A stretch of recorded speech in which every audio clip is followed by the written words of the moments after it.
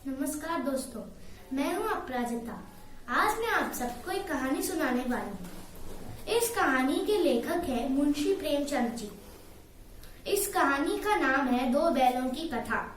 इसके मुख्य पात्र हैं दो बैल जिनका नाम था हीरा और मोती, और एक किसान जिसका नाम था झूरी। एक बार की बात है, एक किसान था जिसका नाम झूरी था।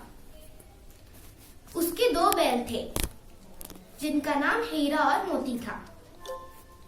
वो बैल हर एक चीज साथ में करते, खाना साथ में खाते, पानी साथ में पीते, उठते बैठते चलते, सब कुछ साथ में करते। एक दिन झूरी ने अपने बैलों को अपने ससुराल भेजना चाहा।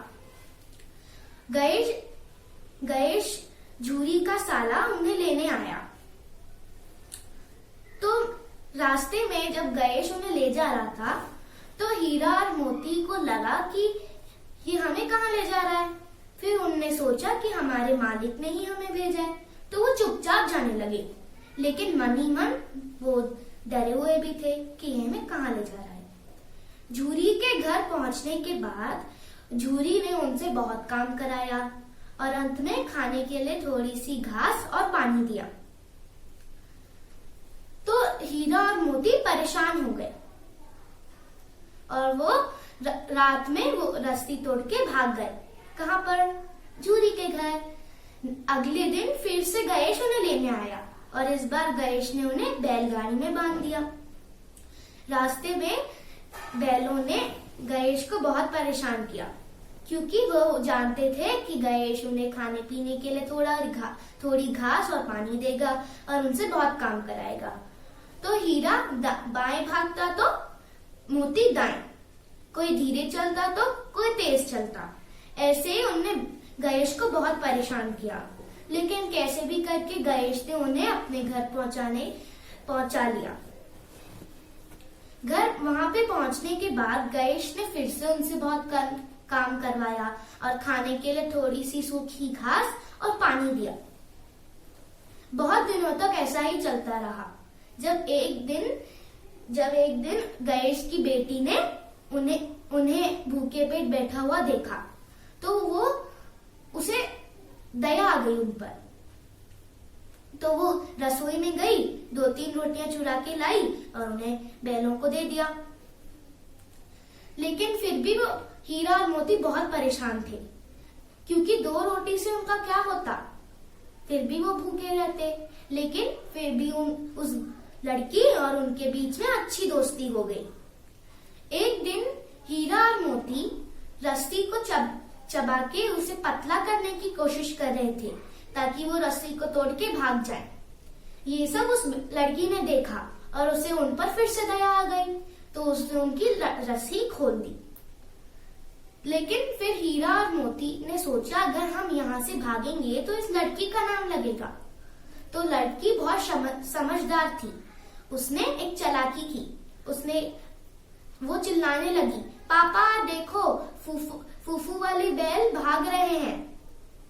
तो जैसे ही जब तक सारे परिवार वाले बाहर आए तब तक दोनों बैल भाग चुके थे। फिर उन्हें एहसास हुआ कि हीरा और मोती को एहसास हुआ कि वो दोनों भटक चुके हैं। तो वो वो थक भी गए थे और भूखे भी थे क्योंकि गणेश ने तो उन्हें खाने के लिए कुछ नहीं दिया और उन्हें तो बस 2 रोटियां मिली खाने को। तो वो थोड़ी देर आराम कर रहे थे। जब वो आराम कर रहे थे तो उन्हें एक मोटा और एक काला सांड दिखा। वो दोनों डर के भागने ही वाले थे, लेकिन फिर उन्हें लगा कि हम दोनों अपनी शक्ति से इसको शायद हरा पाएंगे। तो जब सांड हीरा पर आक्रमण करता तो मोती पीछे से उसके पेट में सींग गड़ा देता। अगर वो सांड मोती की तरफ मुड़ता तो हीरा अपनी सींग गड़ा देता। ऐसे ही उनने सांड को घायल कर दिया और वो घायल सांड डर के भाग गया। फिर वो दोनों बहुत थक गए थे और उन्हें भूख भी लगी थी। वो थोड़ी देर चले और फिर उन्हें एक मटर का खेत दिखा। मोती भागते हुए मटर के खेत में गया और थोड़ी सी मटर खाई। जैसे ही उसने थोड़ी मटर खाई, खेत के रखवाले आ गए। फिर खेत के रखवालों ने उसे घेर लिया। हीरा ने जब मोती को संकट में देखा, वो सीधे उसकी मदद करने गया, लेकिन क्या हुआ, वो कीचड़ में फंस गया। और फिर खेत के रखवालों ने उन दोनों को कांजी हाउस में बंद करा दिया। हीरा और मोती ने वहां पे बहुत सारे जानवर देखे, कुत्ता, बिल्ली, गधा, गाय, बैल, बहुत सारे जानवर। और उन्हें लगा कि उन्हें शाम तक कुछ खाने को मिलेगा, लेकिन उन्हें कुछ नहीं मिला। तो हीरा बहुत गुस्से में आ गया कि उन्हें तो कुछ खाने को मिला ही नहीं। और हीरा बहुत शक्तिशाली भी था, तो उसने दीवार तोड़ने का प्रयास किया। जैसे ही दीवार थोड़ी टूटने लगी तो चौकीदार को पता चल गया और उसने हीरा को मोटी रस्सी से बांध दिया। फिर मोती ने सोचा, चलो मैं भी प्रयास करता हूँ, शायद दीवार टूट जाए। तो उसने जब मारा तो 2-3 बार में ही दीवार टूट गई। आधी दीवार तो टूट गई, तो सारे जानवर वहां से भाग गए। मोती भी भाग गया, लेकिन थोड़ी देर बाद वो लौटा, क्योंकि हीरा उसके साथ नहीं आ पाता, क्योंकि उसे मोटी रस्सी से बांधा गया था। तो मोती ने कहा, चलो मैं भी यहीं पे बैठता हूँ, मैं ऐसे छोड़ के नहीं जाऊंगा। तो हीरा ने कहा, नहीं तुम जाओ, हम फिर कभी मिलेंगे। लेकिन मोती ने कहा नहीं। फिर जब चौकीदार आया तो उसको पता चल गया कि इन दोनों में से किसी एक ने दीवार तोड़ी होगी और सारे जानवर भाग गए होंगे।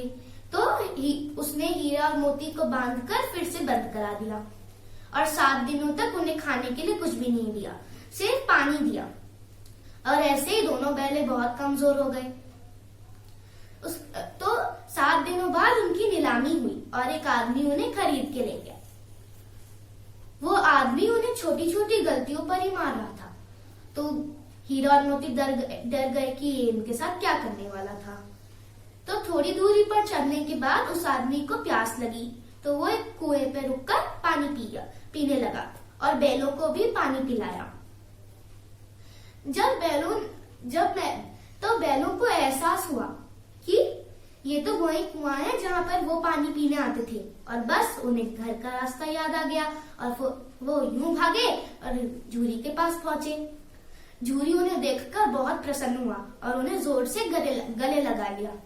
उतने में ही वो आदमी आया और फिर उसने कहा, नहीं ये बैले मेरी हैं, इनको वापस करो। तो झूरी ने कहा, ये बैले तुम्हारी कैसे हो गई, इन्हें तो मैंने बेचा ही नहीं। फिर ऐसे ही उन दोनों में बहस हो गई। तब हीरा और मोती ने उस आदमी को डराया और वो आदमी डर के भाग गया। और फिर से दोनों हीरा और मोती और वो किसान झूरी एक अच्छा जीवन जीने लगे। इस कहानी से हमें ये शिक्षा मिलती है कि हमें संकट की घड़ी में अपने दोस्तों का साथ नहीं छोड़ना चाहिए और उनकी मदद करनी चाहिए। शुक्रिया।